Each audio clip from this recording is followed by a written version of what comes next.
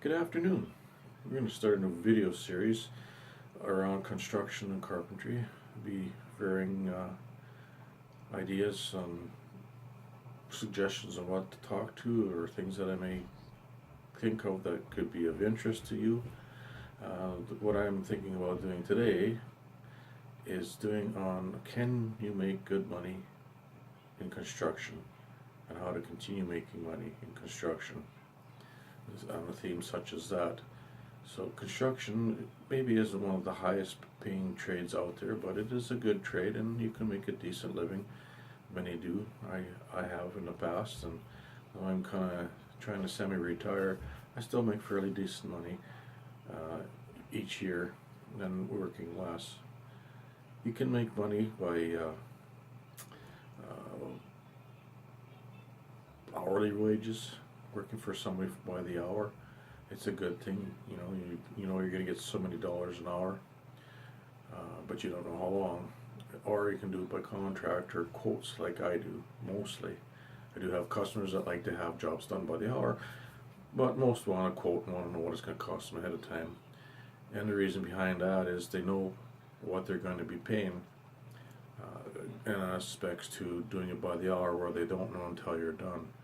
And that can be a problem. You can go into a job that could cost, to say, a quoted job at $2,000 to do siding and etc., and you give them a bill for $3,000 or $4,000, and they're going to be quite surprised and shocked and go, "Whoa, that much money? I wasn't expecting to pay that." And you may have difficulties in collecting from them.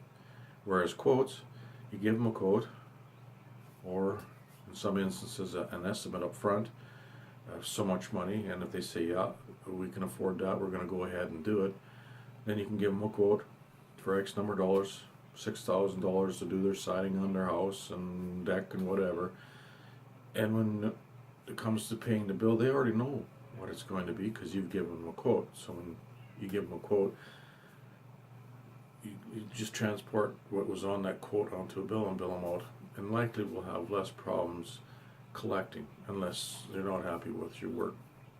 So that's one way. So I have examples of estimates and quotes that I use, and I'll show you these now. So we're going to have a couple examples of estimates and two quotes and show the difference. An estimate is just that, it's an estimate of either building materials and labor, or just labor in the instance of our company. As you see down here, I've written that all material needs to be confirmed before quote can be given. This is only an estimate, and that would also be labor too, because then you can get a little bit more into it when you find out exactly what you need for material and price. Some jobs your material relates to what your labor is going to end up being too. So once they've decided, after they get their estimate, they're going to go ahead with the project, then you give them a quote. So you get a quote. No, like this one, it's a different job, but you can see, if I'm not sure you can read it, but it says labor and material to replace 36-inch storm, so much money. Labor to do putting on weather stripping and material, etc., etc. So this is their final. This is what their bill will sort of look like, but in a bill format with exactly listed as that. And then we come to just quotes for labor. So that's your examples of estimates and quotes. So there's my estimate sheets and quote sheets. That's what I use. I made them up on the computer. It's very helpful to have. Always beneficial to make sure the customer knows ahead of time. I don't like going into the job and them not knowing. Like I said, you can do it by the hour, but it can be very troubling at the end of the job when you hand them the bill. Whereas having a quote, they already know what the price is, and they told you to go ahead, so they're ready to pay. As long as your work is in accordance with what they want and they're happy, you should have no problems in getting paid, and usually get paid fairly well. Quotes are a better way of doing it because if you do it by the hour, you're only getting paid your hourly wage. You work 10 hours, it's 10 hours wages. Now, as a contractor, you're using your own tools, your own vehicle. As myself, I have a trailer, a truck to pull up the gas, the tools inside, wear and tear, oil changes, tires, all have to be taken into effect when you do jobs. So when I do a quote, I figure this all in, and I figure out what it's going to cost me for fuel. And I don't try getting it all back, but I try putting a bit of that in. That's where contracting gets a little sticky if you forget about these things. So doing quotes and making sure you cover yourself both hourly and what you think it's going to take, you can do that way, or I'll have a set price, it's so much a square foot, etc. And you add a little bit more for those contingency costs, such as your fuel, your oil changes, your tires. You have to replace tools. If you've seen my video on tools, what it costs, you'll understand that tools don't last forever, just like vehicles, and you do have to replace them. So that they do come pretty costly to replace. So that's things you have to look at. So if you're not thinking of them things, you're just charging by the hour, and you're spending your money as it goes, you haven't really put that into effect, then you could end up hurting in the end when you got to buy a new saw, a new cut-off saw, maybe new table saw.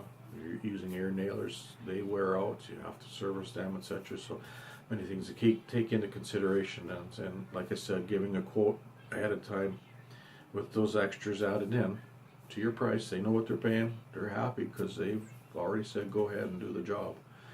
So that's my thoughts on that. Another thing to remember, if you do insurance work, most of the time you're going to have to pay for the materials up front. But you have to remember is insurance, there's deductibles. Make sure you get the deductible ahead of time.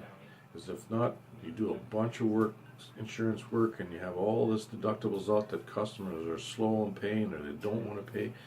You could end up having thousands of dollars out.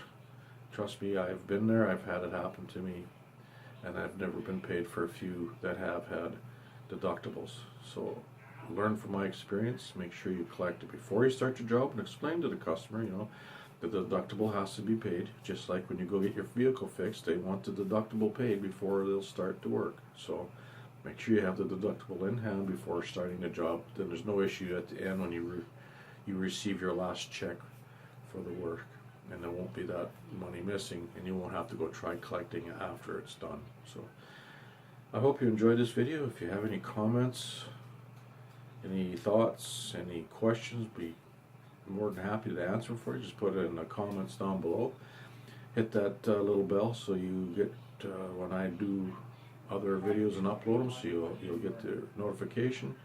Please subscribe, it does help, and it'll help me get better at this and be able to give you more information and more help, because that's what these videos are for, is to help others and understanding this trade.